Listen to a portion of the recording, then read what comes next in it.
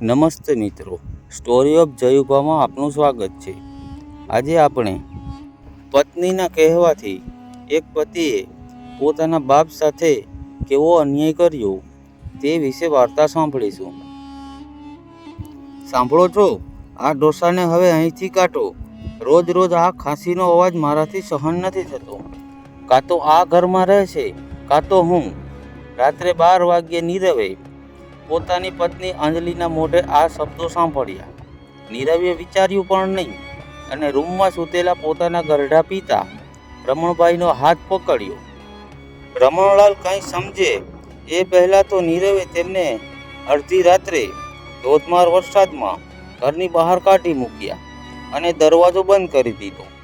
એક 70 વર્ષના પિતા જેમણે પોતાના દીકરાને ભણાવવા માટે પોતાની આખી જિંદગી વેચી દીધી હતી, તે આજે રાત્રે રસ્તા પર ભીંજાતા હતા। પણ બરાબર 5 વર્ષ પછી નીરવ સાથે કંઈક એવું બન્યું જેની એને સપનામાં પણ કલ્પના નહોતી કરી। એવું તે શું થયું? ચાલો જોઈએ શરૂથી। નીરવ એક મધ્યમ વર્ગીય પરિવારનો છોકરો હતો। તેના પિતા રમણલાલ એક નાની ફેક્ટરીમાં મજૂરી કરતા। પગાર બહુ ઓછો હતો પણ સપના બહુ મોટા હતા। નીરવ નાનો હતો ત્યારે એક દિવસ એને શાળામાં પ્રવાસે જવાનું હતું।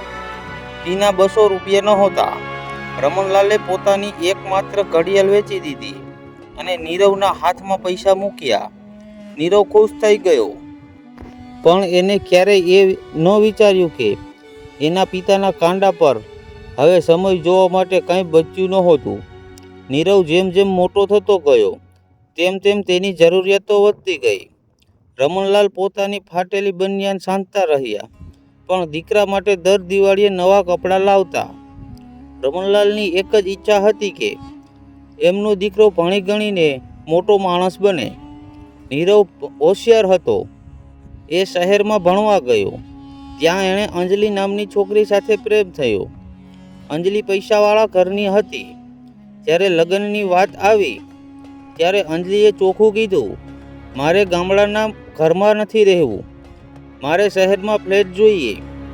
રમણલાલે જરાય આનાકાની ન કરી। પોતાનું ગામનું ઘર અને નાનો જમીનનો ટુકડો વેચી દીધો અને જે પણ પૈસા આવ્યા એ બધા નીરવને આપી દીધા જેથી એ શહેરમાં નાનું ઘર ખરીદી શકે। લગ્ન થઈ ગયા। નીરવ અને અંજલિ નવા ફ્લેટમાં રહેવા આવ્યા। રમણલાલ પણ એમની સાથે આવ્યા। શરૂઆતમાં થોડા દિવસો બધું સારું ચાલ્યું પણ ધીમે ધીમે અંજલિને રમણલાલની ગામડાની રીત રિવાજો ગમી નહીં। રમણલાલ નીચે બેસીને જમતા, જૂના ગીતો સાંભળતા અને ઉંમરના કારણે તેમને ક્યારેક ખાંસી આવતી। અંજલિ નીરવના કાન ભભેરવા લાગી, તમારા પપ્પાને બોલવાની ખબર નથી પડતી, સોફા પર બેસે છે તો સોફા ગંદા થાય છે, મારા ફ્રેન્ડ્સ આવે છે ત્યારે મને શરમ આવે છે।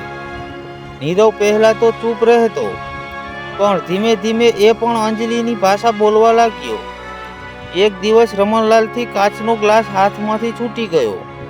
નીચે પડવાથી કાચનો ગ્લાસ તૂટી ગયો। અંજલિ રાડ પાડી ઉઠી, આખો દિવસ ઘરમાં નુકસાન જ કરો છો। નીરવ પણ પિતા પર ગુસ્સો કર્યો, પપ્પા તમે એક જગ્યાએ શાંતિથી બેસી નથી શકતા?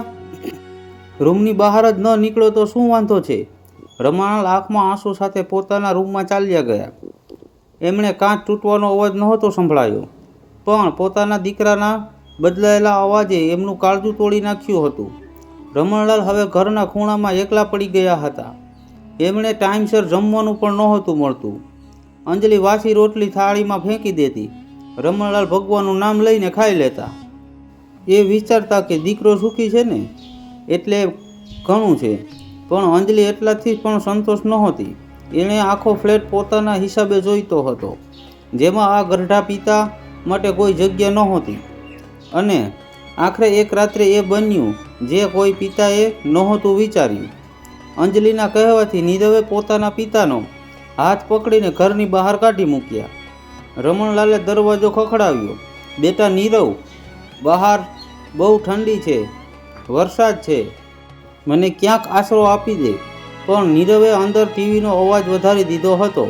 રમણલાલ આખી રાત વરસાદમાં સોસાયટીના ઓટલા પર બેસી રહ્યા.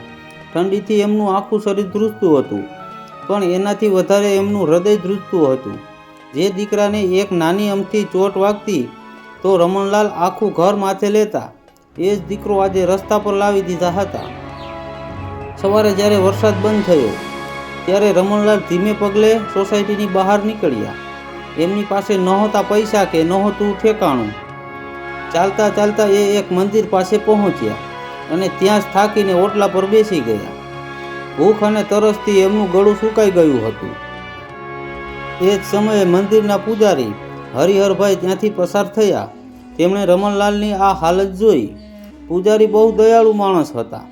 એ દોડીને અંદરથી પાણીનો ગ્લાસ અને 2 રોટલી લઈ આવ્યા.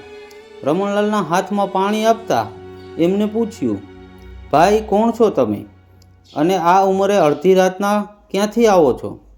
રમણલાલે પાણી પીધું, પણ એમની આંખમાંથી આંસુ રોકાતા નહોતા. એમણે પૂજારીજીને બધી વાત કરી, પણ વાર્તામાં કાંઈક પોતાના દીકરા નીરવનો દોષ ન આપ્યો. એમણે બસ એટલું જ કીધું, મારો નસીબ ખરાબ છે ભાઈ, દીકરો તો બહુ સારો છે મારો.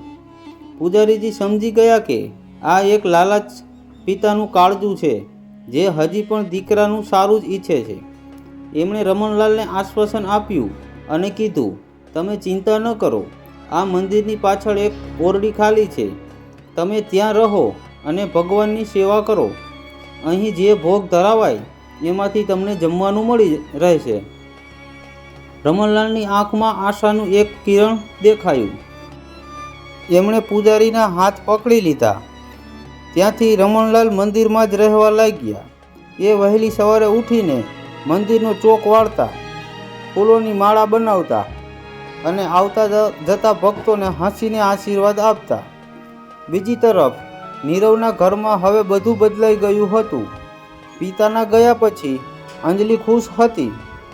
હવે એ આખો દિવસ ખરીદી અને પોતાના મિત્રોને ઘરે પાર્ટીઓ આપતી.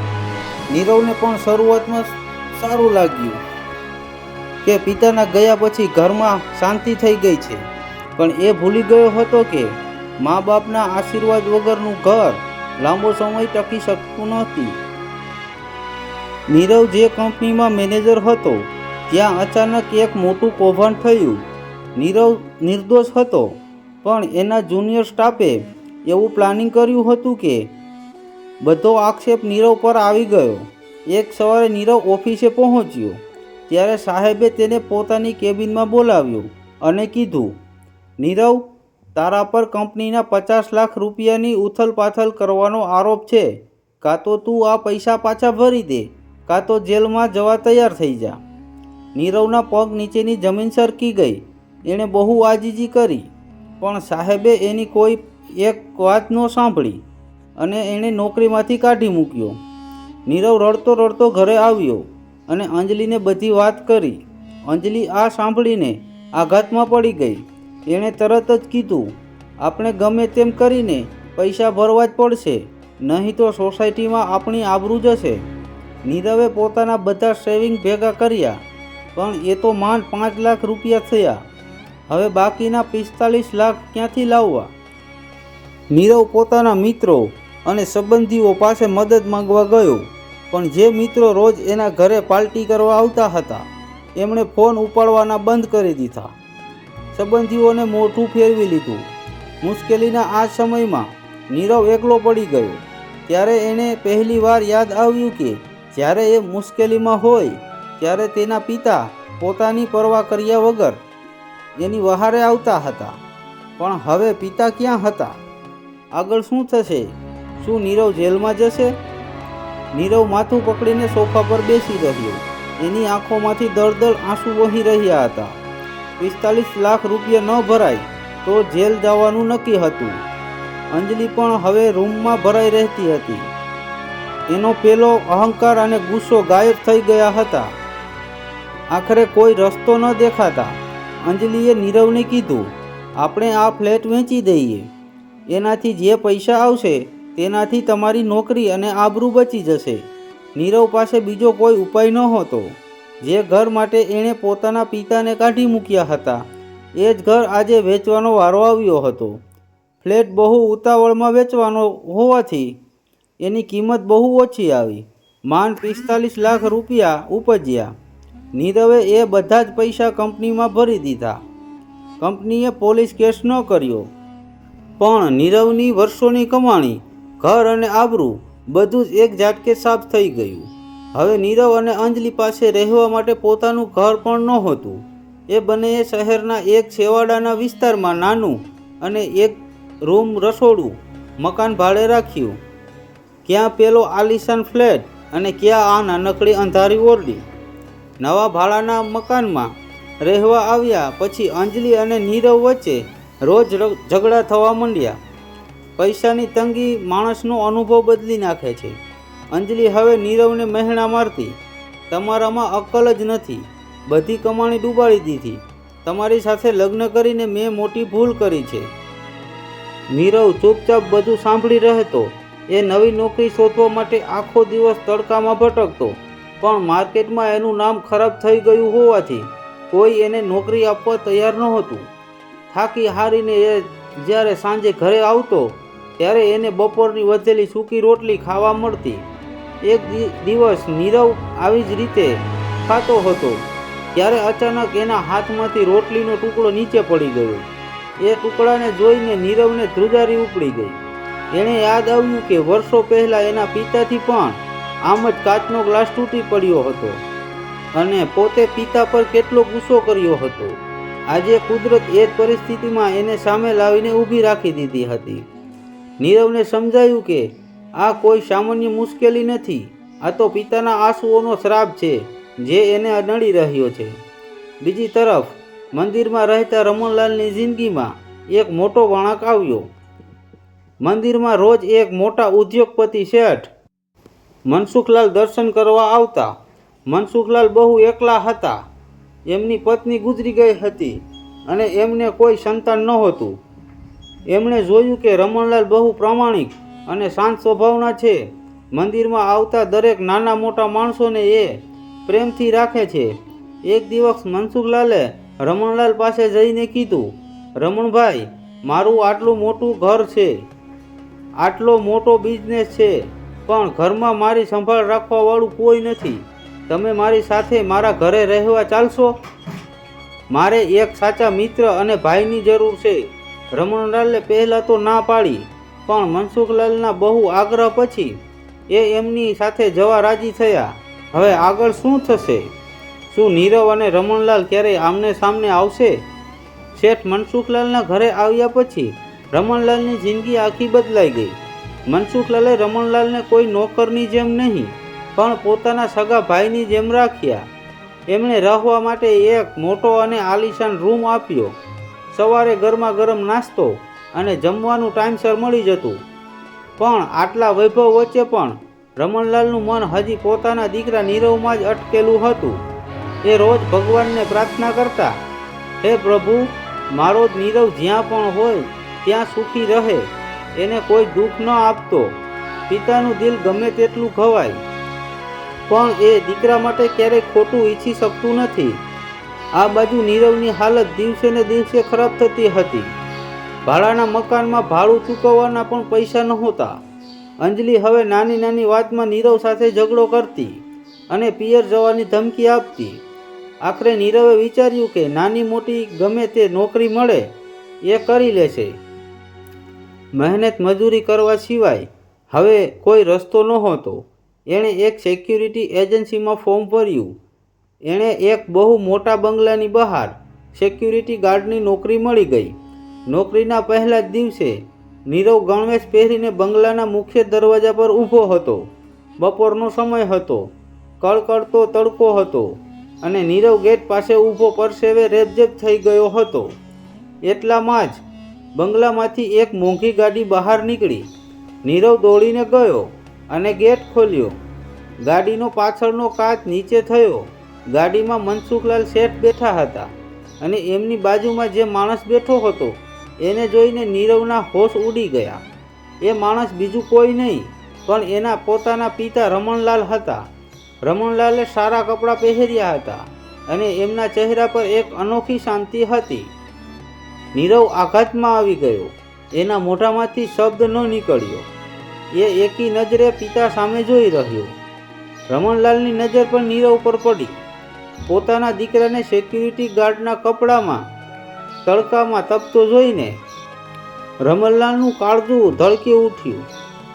પિતાની આંખો ભરાઈ આવી. એ ગાડીમાંથી ઉતરતા જ હતા ત્યાં જ નીરવે શરમ અને પસ્તાવાના કારણે પોતાનું મોઢું ફેરવી લીધું. એણે થયું કે જે પિતાની મેં રસ્તા પર કાઢી મૂક્યા હતા, આજે હું ક્યાં મોઢે એમની સામે ઊભો રહું.